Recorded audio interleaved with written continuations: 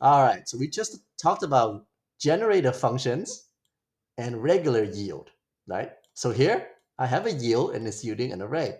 And then I did a for-of loop, so we get an array. So this is normal yield, right? It yields the entire array.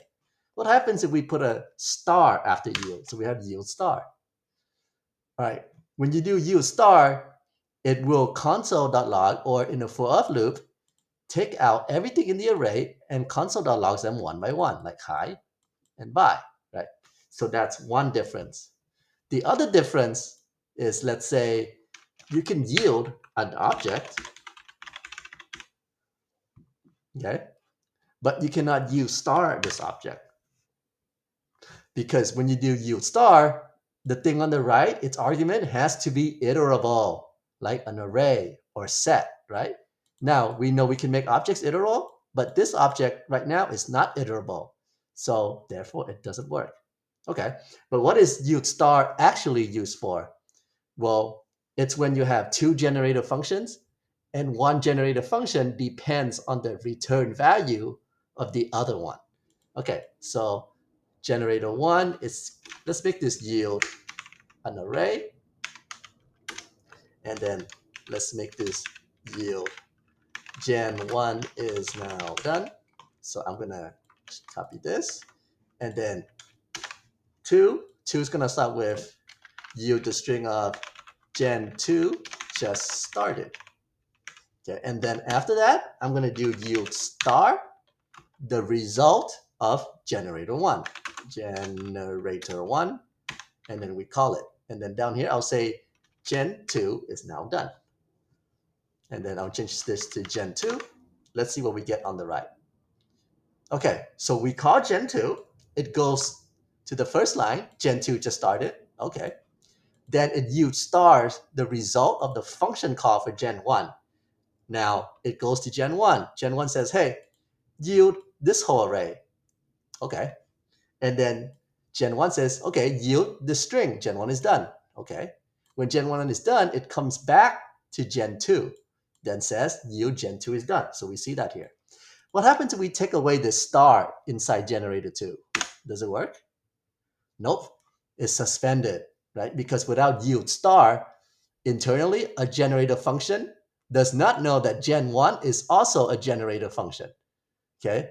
And it's suspended because generator functions ignore the return statement keyword inside of a for-of loop, okay? That's why you have to have the yield star. So the engine knows that, hey, these are both generators. I have to read for the yield keyword.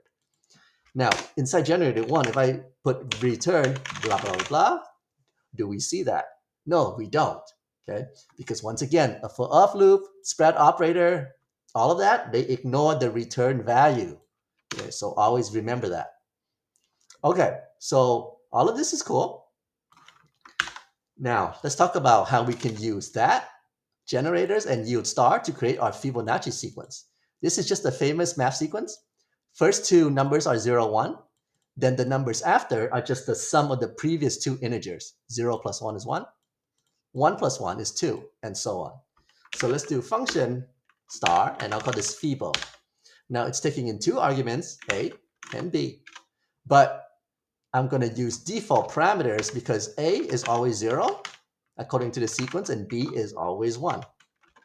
Okay, so this is a generator function. So instead of return, we need the keyword yield. So first we're going to yield A, right? Because when they are displayed, the A is always displayed for 0, 1, and so on.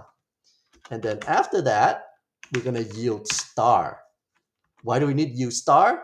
Because we're going to call this function recursively. And since this function is a generator, you can use yield star in it because all generators are by default iterable. So we're going to yield Fibo.